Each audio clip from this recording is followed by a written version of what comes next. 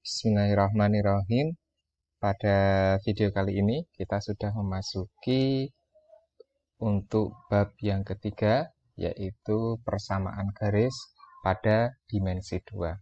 Nah, kita mengingat lagi sebentar terkait pertemuan awal kita dulu, di mana saat itu kita pernah membahas posisi oktan pada dimensi 3. Ingat ya, kita punya 8 oktan, di mana oktan 1, 2, 3, 4 berada di atas atau berada di Z positif. Kemudian oktan 5, 6, 7, 8 berada di bawah atau Z negatif. Nah, kita ingat kemarin di sini oktan 1 yang atas, bawahnya berarti tinggal tambah 4, 5, 1 dan 5. Kemudian di sini atas oktan 2, bawahnya berarti oktan 6. Yang di kiri atas oktan 3, bawahnya berarti oktan 7. Yang di sini berarti oktan 4 dan di bawahnya ada oktan 8. Nah, bayangkan saat ini ruangan yang kamu gunakan untuk mempelajari video ini itu berada di oktan 1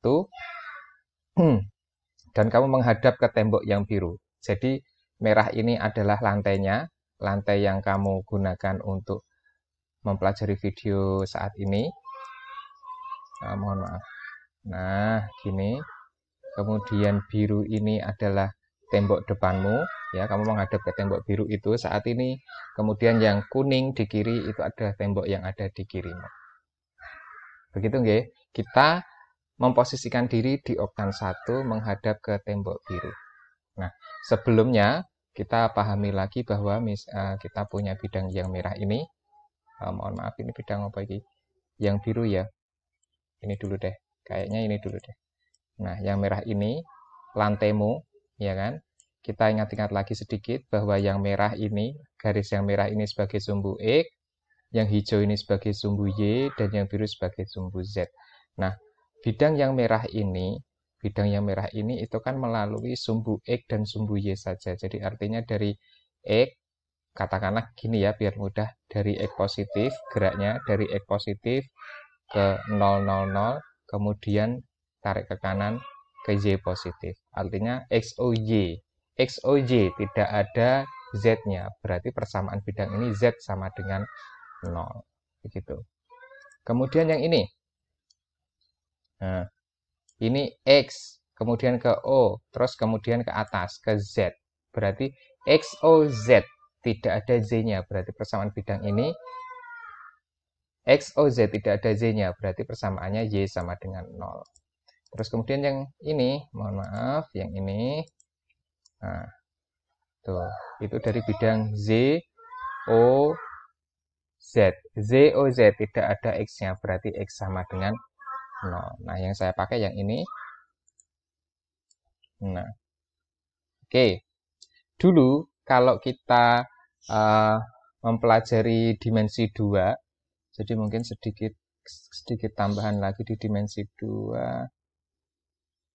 Di mana ini dimensi 2 nih? Oh, di sini.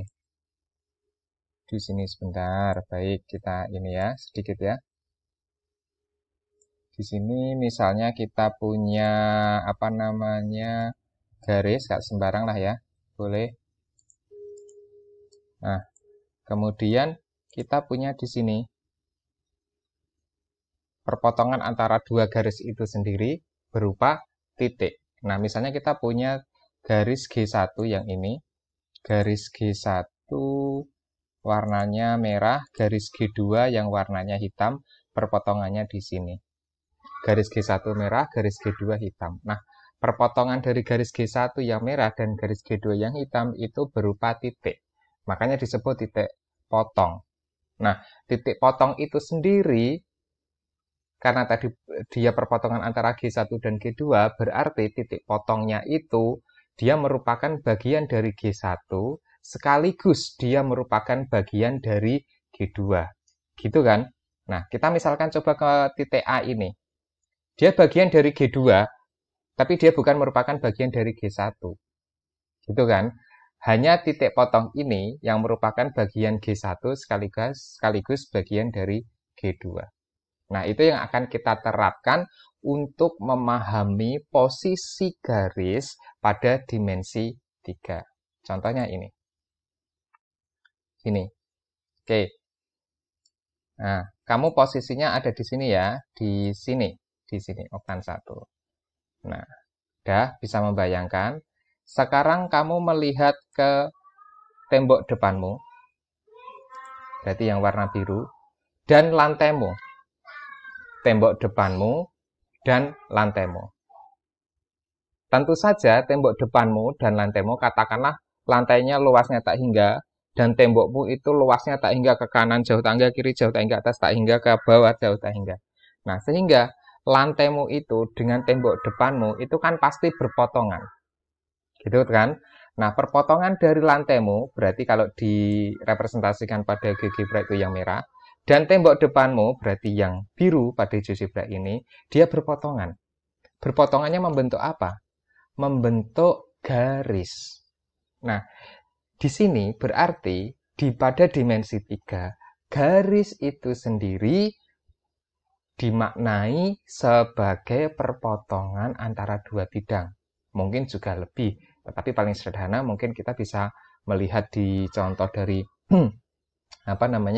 GeoGebra ini, garisnya itu merupakan perpotongan antara dua bidang, atau mungkin bisa lebih, yaitu misalnya contohnya ini bidang yang melalui bidang sumbu Y. Yang merah itu melalui sumbu Y, biru melalui sumbu Y. Dan mungkin bidang lain juga bisa melalui sumbu Y. Misalnya ini isoporasi. Misalnya kita coba ya, X sama dengan Z misalnya. Nah, ini dia. Nah, tuh contohnya. Paling mudah mungkin kita bisa maknai sebagai perpotongan antara dua bidang saja dulu ya. Jadi kita maknai bahwa garis pada dimensi 3 itu merupakan perpotongan antara dua bidang. Pon, kita pahami itu. Untuk itu, nah ini bab 3 ya, kita memahami bahwa garis itu perpotongan antara dua bidang. Perpotongan antara V1 dan V2. Nah, karena kita sudah memaknai garis itu pada dimensi 3 merupakan perpotongan antara V1 dan V2, lalu bagaimana cara kita menulis persamaan garis yang ada dimensi 3? Nah, jadi kalau dulu kita punya persamaan garis pada dimensi 2 itu ya. Nah, kita kan cuma punya gini, AX plus BY plus C sama dengan 0. Sedangkan persamaan ini kalau diadopsi pada dimensi 3, AX plus BY plus CZ plus D sama dengan 0, kan kemarin sudah dipakai atau digunakan untuk persamaan bidang. Nah, bagaimana persamaan garisnya pada dimensi 3? Nah, jadi kalau garis pada dimensi 3, karena tadi sudah dimaknai sebagai perpotongan antara dua bidang, berarti garis G-nya, itu menulisnya begini, garis G perpotongan antara V1 dan V2. Atau boleh ditulis garis G perpotongan antara V1-nya misalnya A1X, B1Y, C1Z plus D1 sama dengan 0. V2-nya A2X plus 2Y plus C2Z plus D2 sama dengan 0. Nah, jadi kita menuliskan persamaan garisnya pada umumnya seperti ini. Jadi ini bidang pertama, dan ini bidang kedua. Boleh dibalik-balik, yang atas, yang bawah, yang mana boleh sama aja. Sementara itu dulu, jadi kita perlu menggarisbawahi, kita tekankan lagi bahwa pada dimensi 3 garis dimaknai sebagai perpotongan antara dua bidang, sehingga kita menulis persamaan garisnya dalam bentuk ini, ya, atau dalam bentuk ini, sama saja. Boleh nggih? Sudah cukup itu dulu untuk dipahami, kita akan melanjutkan pada video berikutnya.